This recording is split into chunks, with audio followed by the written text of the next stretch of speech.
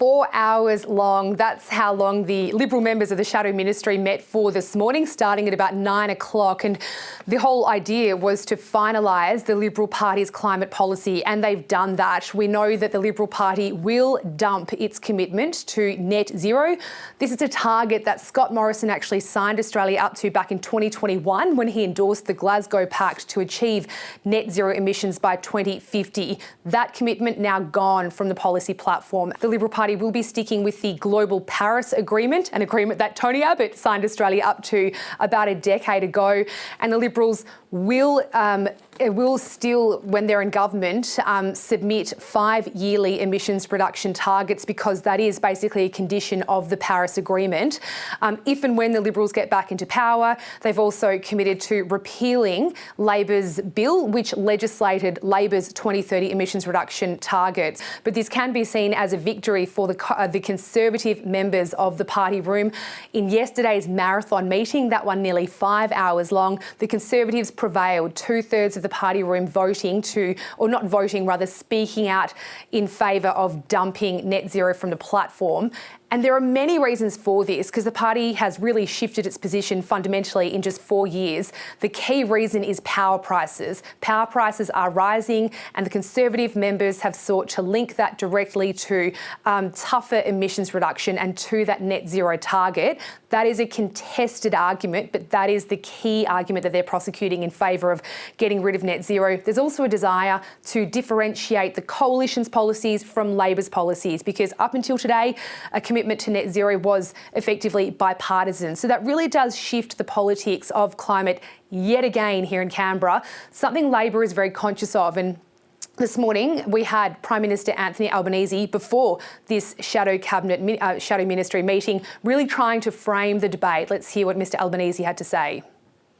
They're walking away from climate action because they fundamentally do not believe in the science in climate change. They're also walking away from reliable and affordable energy, renewables backed by storage and backed by gas for firming capacity.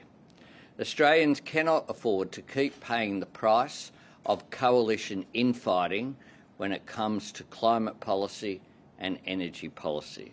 Well, the Liberal Party, with this policy, now needs to try and convince voters that net zero equals higher power prices. It's really unclear at the moment whether voters really do believe that their rising power prices are because of the net zero commitment. And as you heard from the Prime Minister there, he very much disputes that claim.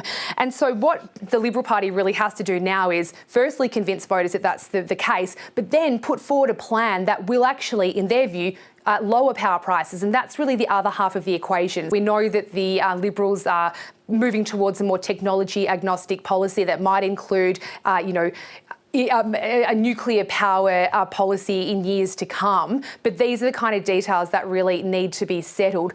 For the moderates, this is a loss for them, because up until the meeting yesterday, the 20 or so moderates in the room were very much arguing to keep net zero, because there is a view that net zero is a proxy for action on climate change.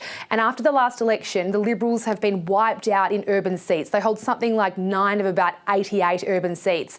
So if you look at how the Liberals are going to get back into power, it's via those seats. And so you have warnings from the moderates who say, if we don't look like we have a credible policy on climate change, well, then we are going to continue to be exiled from those seats. And that was certainly the view of South Australian Liberal Andrew McLaughlin, who told RN this morning that the argument being made by the Conservatives, in his view, is wrong. Here's what he had to say.